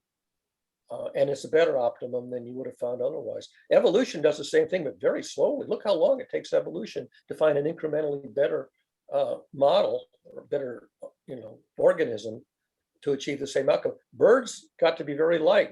They have holes in their bones because the structure has holes where it doesn't need any solid material to minimize the weight, and all kinds of very tiny perturbations over millions of years, maybe billions of years. And we can do that on paper or in models, but you've got to have models that conform to way that reality really works. That's challenging. correct.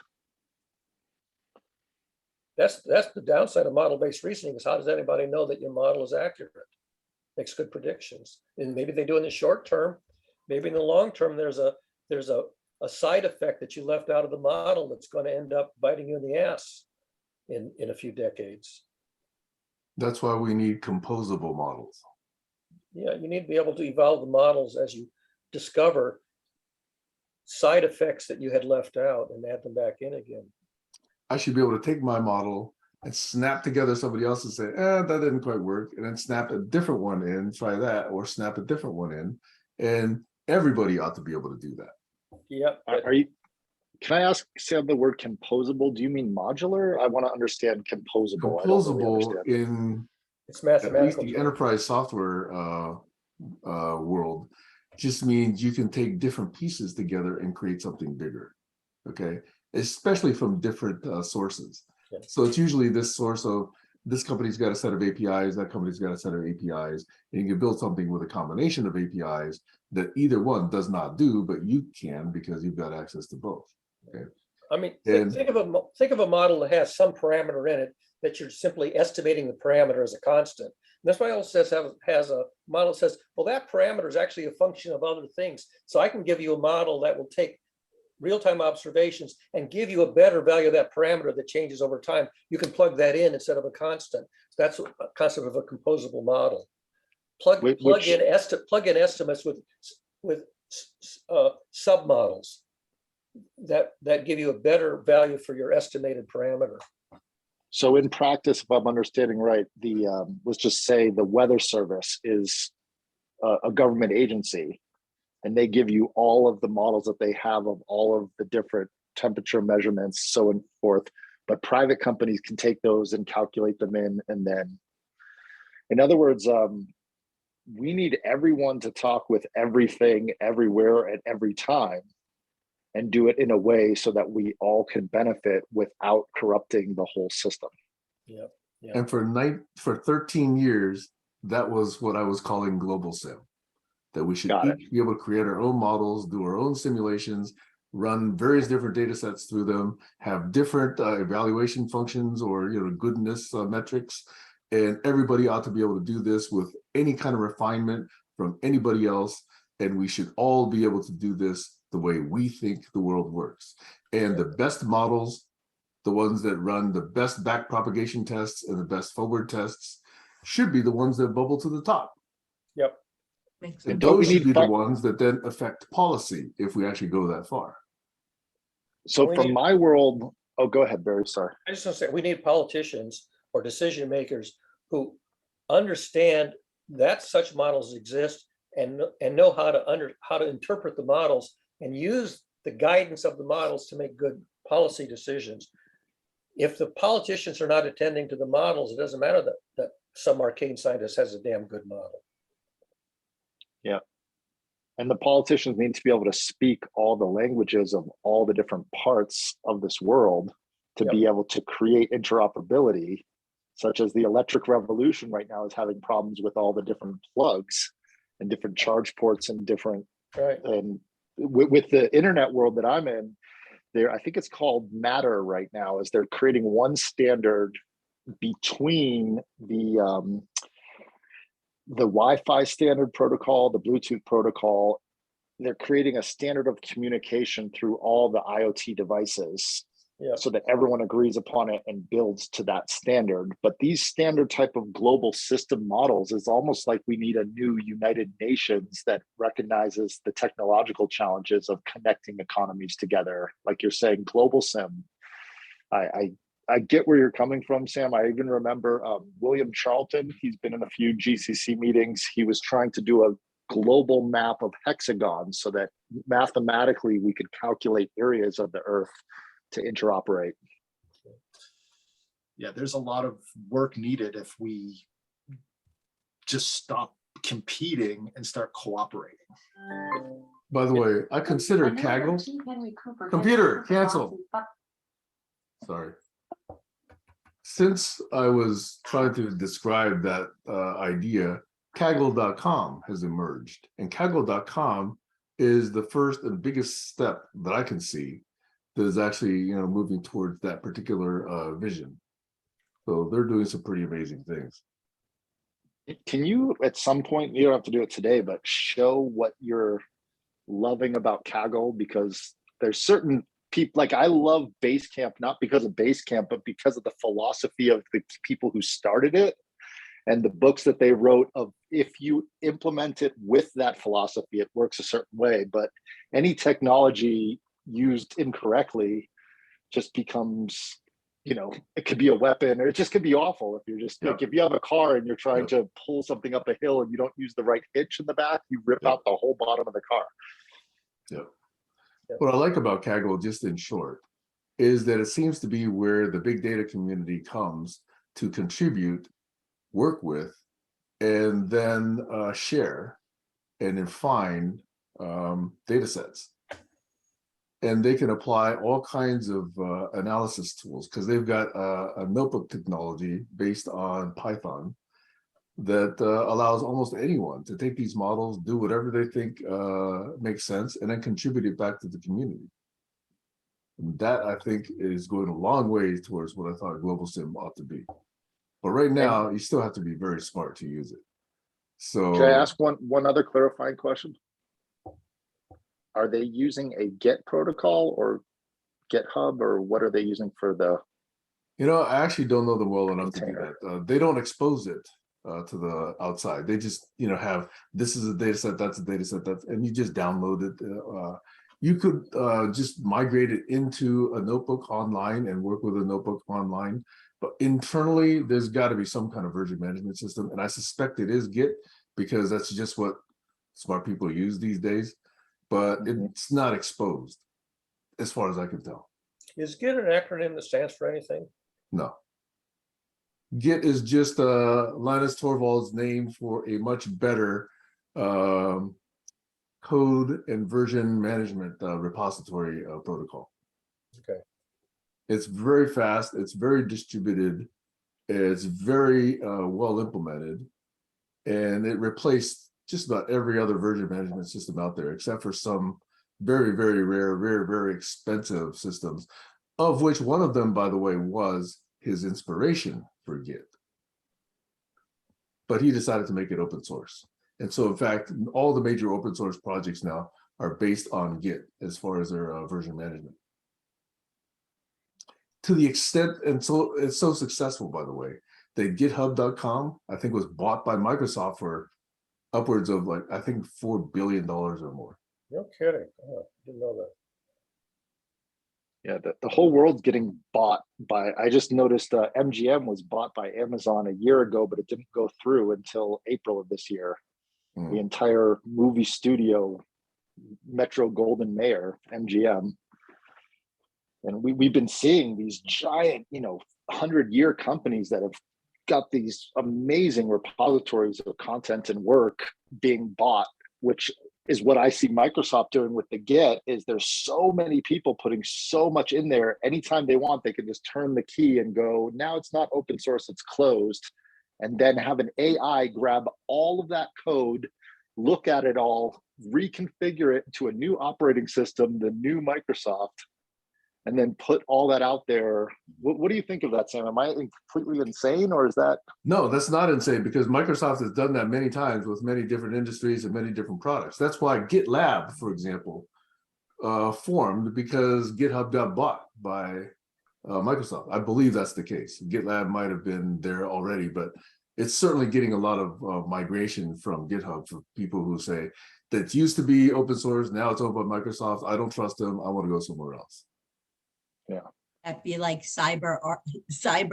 Armageddon.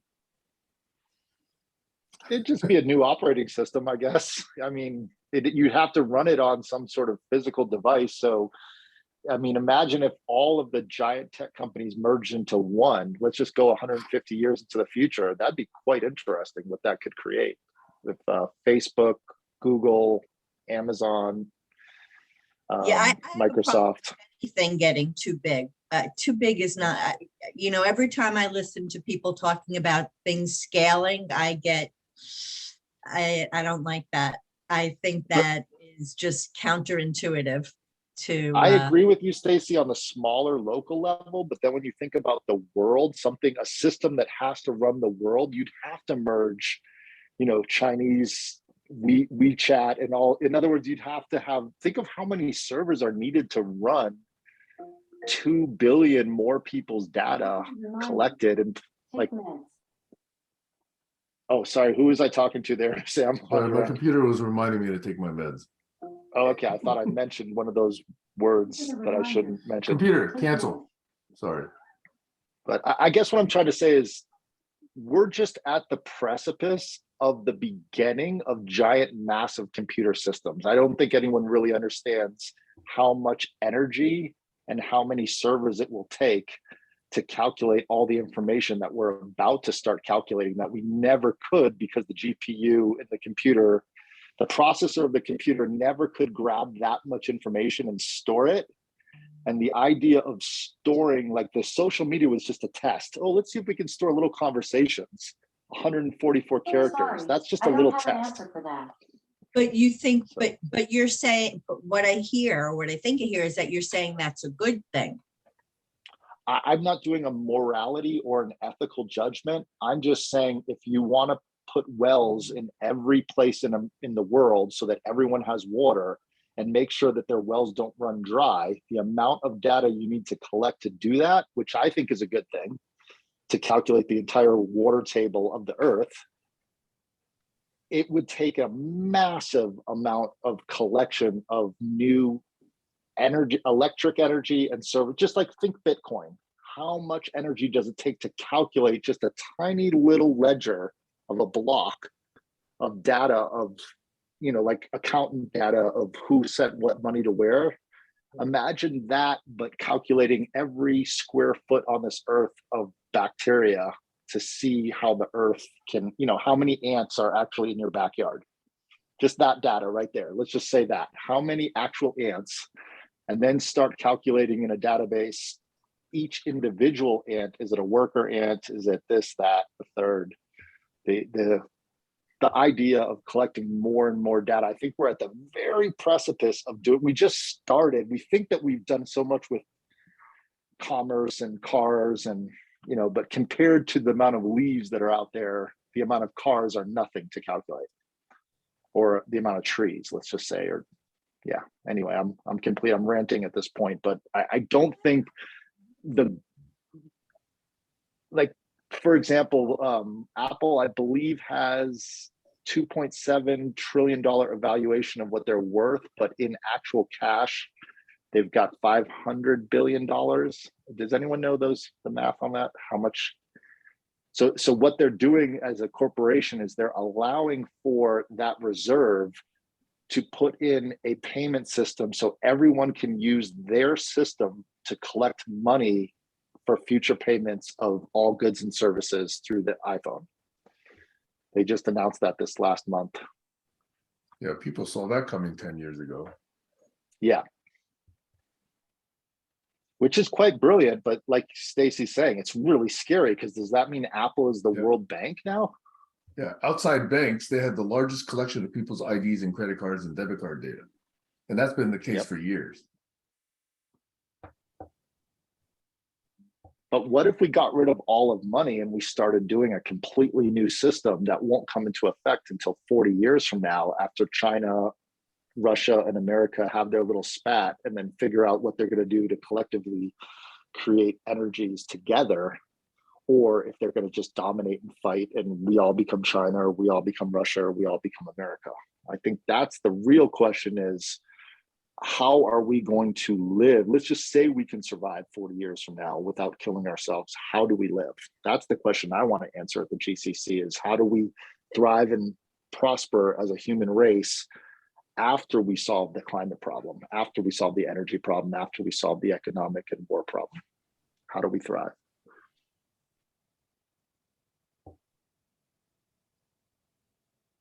We have to learn to treat each other kindly.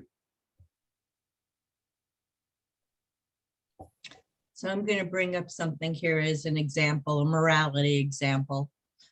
About a month ago, I think Peter Jones put up a request. He needed a cell phone from somebody in the UK to give to somebody in Africa, and nobody responded at all. And if we, as I don't know how many people, are a group of concerned people, we say we're a community and we want to help each other and give back, and somehow we couldn't get him a cell phone, I think the other questions that we're asking are pretty big. We haven't solved this one. Josh?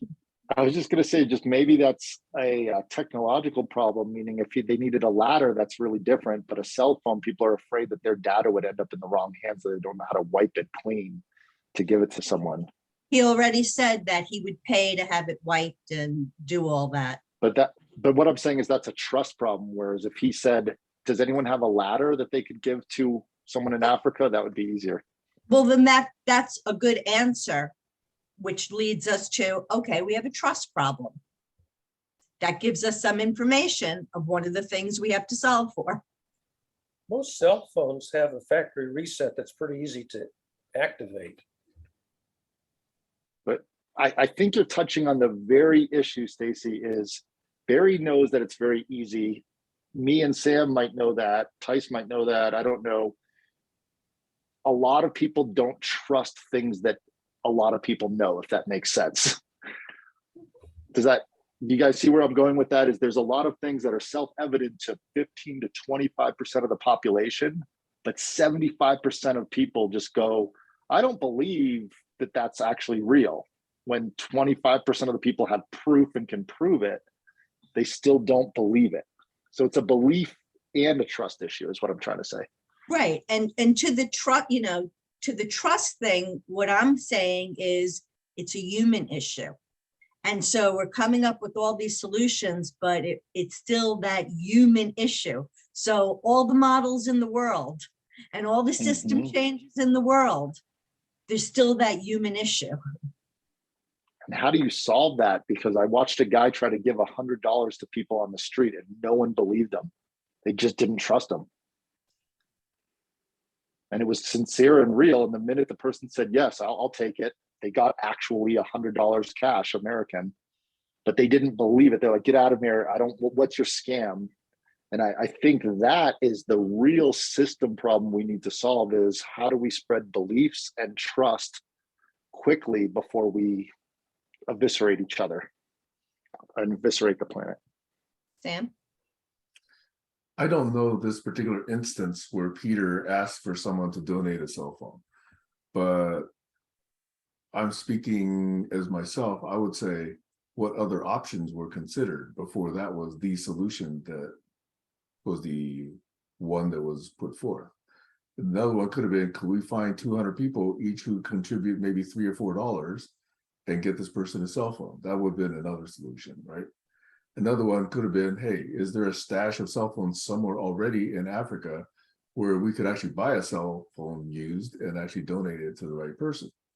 Or worst case, somebody here could just ship them a cell phone and then hope that the network, compatibility is solved. And I did find somebody, yeah. Right. Well, and here's the thing. I spoke to Peter and he said, it's hard for him. He doesn't like to ask for things. But he is asking. So the choice was, what was he asking for? That could have been different, right? So I'm just saying, if we're looking systemically or systematically or, in a systems way, and I'm again saying I have ignorance on this entire situation, what other factors were considered, what other options were considered, and, what was really trying to be optimized? Was he trying to optimize the number of people that had to contribute, or his time that he had to spend doing this, or the, calendar time? I just don't know what was trying to be optimized. And I don't need to know. All I'm just saying is those are all factors in what gets put forth. Josh? Over. I was just going to put an equation to what Sam said, which is something I've been trying to share with the group for years. It's the letter I times the letter M equals the letter S. So your intentions times multiplied by the mechanism itself. And that's what Sam's, what is the actual mechanism that was thought of? Just one is giving a cell phone, another is giving money. But the intention multiplied by the mechanism equals a successful outcome. And I think that's an important systems model. And it makes you start to think about the intention, which is a big part of morality and ethics, because, wanting to do good can often lead to doing bad. if the intention is not clarified by the mechanism that relays that intention itself. And I think that's an important thing to look at. And I'm complete. Yep. So if global sim existed as a practice and a protocol, and I saw, okay, Josh has just put forth a fairly interesting model where I times M equals S, right? And if I might say, okay, how would I express that? I might actually say S equals a function of I comma M, okay? Because I don't know that we really want to, and this is nitpicking now, overload the multiplier, the times operator, okay? We might want to just say, hey, there is a function here, and it's not necessarily multiplication. It might be, but at least we can say it's a function of intent and what was M? Mechanism? I don't know, etc. So that will be how I would then say, okay, let me take that model, let me revise it the way I understand it, and let me put it back out there, okay? Now, somebody like Barry could come forth and say, okay, here's one expression of it, okay? S equals I times M. Here's another expression of it, S equals F of I comma M. And then let's try and see what we can actually do with each of those. That's the world of global sim that I would like to see. Over. Froze for about 30 seconds, Sam. Ah, He too froze. bad. It's okay. It was only 10 seconds at the end, actually. I counted it. But I got what you're saying. And that's what I'd like to work on with the GCC. Sorry, I'm getting excited and passionate because taking all these thousands of ideas and start putting them into equations that we can all work on together where we agree that that model is functional, useful for not just individually, but I mean, yeah, for individual. It works for Sam and it doesn't work for Barry. Let's make it work for Barry. So we recalibrate it. Now it works for Barry. Does it work for Stacy? And once it works for everyone in the room, that would be the fun time to check and see if it works, if it's ubiquitous, if it can work for everyone that ever comes in the room. And if we had some sort of equation like that, that is real science and that's real function and that's real use of our time. And I would love to create equations like that and practice them and test them. As a web developer, I'd like to put them out there to the world and see if we can get some metrics back of why they don't work. And I'm complete. Go ahead. So let me riff on that, okay? I'm glad you spoke that because I could say then, on Tuesday, I come up with S equals F of I comma M. Maybe on Thursday, I said, that model's incomplete. S is really a function of I comma M comma E, where E is the ecosystem of all of it, okay? And then Barry could come back on Saturday and say, okay, great. It's not just a function of I comma M comma E, but it's also a function of, let's say, N, where N is the amount of energy I've got available to myself to actually affect change, okay? Blah, blah, blah. So this could always be refinable, incrementally improved, composable, testable. And then my model, Tuesdays, Thursdays, and Saturday models could be available for anybody to play around with. They could say, oh, the energy model is too complicated. First, I want to understand Thursday's model. Once I understand Thursday model, then I'll graduate to Saturday's model, okay? So anybody can start with anything. And this, at its core, Barry, as you say, relies on a very solid version management system, okay? Where I can take this, I can refine this, I can put it back in there, anybody else can use it. That's the world I'm trying to co-create. So here's the irony. Such a model was formulated by Erwin Schrödinger a century ago. It's the Schrödinger wave function. And it supposedly does that. And it's a very simple equation. It's only like 3 terms. It fits on a short line and it's computable. But almost nobody understands it. The lay public, they look at it and their eyes glaze over. And when they try to explain the Schrödinger wave equation to the general public, you get no place. So you have this concept, which makes a lot of sense. It's actually been done. You can even use the Schrödinger wave equation for macroscopic systems, not just tiny little microsystems. And yet, as much as people have studied it, it's really, really hard to understand what it's saying. It's a formula for probabilities, really, is what it is. Go ahead, Sam. Go ahead. I was just saying to enact the equation. In other words, the it's really easy to come up with an idea. It's hard to actually manufacture it. That's why I love the internet, is because you can do testing at speeds that you could never do in any other ways, meaning you could have 9,000 A/B split tests running simultaneously on the internet. And if you had enough, if you can push enough energy towards those 9,000 and wait to get all the results of all of those 9,000, then you can have enough metrics to see. In other words, if you don't have 100 people that need a house, you can't really build 100 houses. You need people that need houses, and the internet's so much fun because there's just so many people on it. You can really test things. So anyway, go ahead, Sam. I just putting that Schrodinger equation. I've seen many YouTube videos about the Schrodinger equation. I haven't seen many applied to fast food. And I know a lot of people eat fast food. So I'd love to apply it to something that people are doing all the time, whether it's video games or fast food or sports or whatever. Yeah, you have to know what to plug in for the function psi. It's just the name of a function that isn't actually specified. Mhm. So that this is what's cool about a composable model world. Okay, somebody could be working on Schrodinger. There's probably like maybe 3 people in the world working on Schrodinger in kind of a knowledgeable way. You could get 3,000 people working on food models. Okay, you get 14,000 people working on transportation models, and eventually these models can hook up. They can compose. That's what's exciting to me.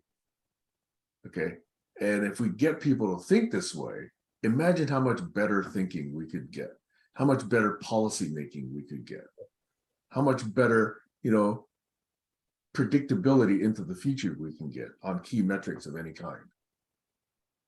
And yet, what do we have? We got 2 or 3 special interests writing bills, and people spend 3 seconds looking at it and saying yes or no. That's the quality of our social decision making today. It's abysmally poor. How many generations it'll take before 25% of the human population is competent at mathematical reasoning? Yeah, that model. I mean, right now, I think maybe 2 or 3% are reasonably competent at mathematical reasoning, and the rest sort of just leave it to somebody else to do it. And the fact that teachers are fearful of mathematics and hate teaching mathematics to a large degree, because I sadly hear these stories, is sad. Yeah. If teachers are afraid of math and afraid of math, that they convey that to the students, they shouldn't be teaching math. Well, it That's has true of any subject, but especially empirically, it has been proven to be difficult to teach to the public beyond simple arithmetic. As soon as you get to algebra, you start losing your student body pretty rapidly. By the time you get to calculus, you've lost, the vast majority of your students. What are you going to do? I was going to say, you just got to have fun with it. Like when I used to teach at the high schools, I would talk about selling drugs because that was a taboo subject, and it made everyone's eyes light up. Like, oh wait, I can calculate how much marijuana how much THC I can get out of a bag of dank weed. And like I would teach them things, and something that was triggering the dopamine hit in their brain that they're not allowed to think of. Like, let's think about how I can sneak out of the house, and talk about tricking your parents, because they're teenagers and that's what they think about 90% of the time, is how they can get around their parents.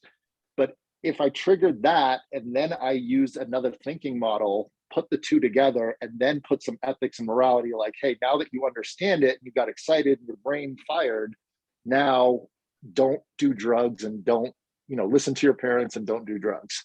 But getting it to a point where you're triggering those taboo things, and it doesn't just have to be for teenagers, it can be for adults too, the things that we're not allowed to think about, so they're dormant neural pathways that can be triggered. That's the fun. Am I making sense? Am I ranting? Yeah, it makes sense. I don't even know that it has to be those taboo things. Like I was sitting here thinking the whole time, gee, I'd love to play that Schrodinger game with Barry but I'd love to use it with emotions. Like I would love to formulate that equation with emotions. And then like I visualized a teacher throwing in a new emotion and like acting it out. Yeah, and Sam said the other week, learning vacations. I've still been that's been rolling around in my brain, is the idea of a vacation where you learn with other people. I think that's brilliant. That's pretty much what I, Productivelearning.com, they do that. Where do you go, Sam, to do that? It's an organization called Productive Learning and Productive Learning and Leisure. Its website is productivelearning.com. And the founders essentially created this perfect lifestyle for themselves. They can impart, gems of wisdom along various different topics, you name it, people will buy it. Relationships, communication, work, visioning, spirituality, relaxation, fulfillment, presentation. So they've got all these different courses, and they'll take one and map it to wherever they want to go next, whether it's Madagascar, Costa Rica, Hawaii, Whistler, Denver, wherever. Okay, it's a brilliant model. And they And deliver value, that They is deliver. exactly an example of what when we were talking earlier, and I said it's good sometimes to be selfish. That's an example of how those people tapped into their own selfish desires and created something really wonderful for the world. Yeah. I think that's how the best things are created, is just you have that's the old adage, necessity is the mother of invention. If you need it, you create it for yourself. And if there's other people that go, hey, you know what? I need that too. Or I want that. But being selfish and being, what's the opposite of selfish? Selfless. Selfless. Or altruistic. I'll just use that word. It's selfless. Yeah. Is someone going? I don't know. Keith has to leave. But Yeah, Dave, I want to leave. Thank you because for it's being 2 selfish. hours, I'm also so going it's to go nice. dormant. It was nice. We should wrap it. If you want to wrap it up, Sam, go ahead. No need. You guys are welcome to continue as long as you like. Yeah, I should get back to my daughter, I think. Go ahead, Barry. I was just going to say to Stacy, the model that I proposed for the relationship between emotions and learning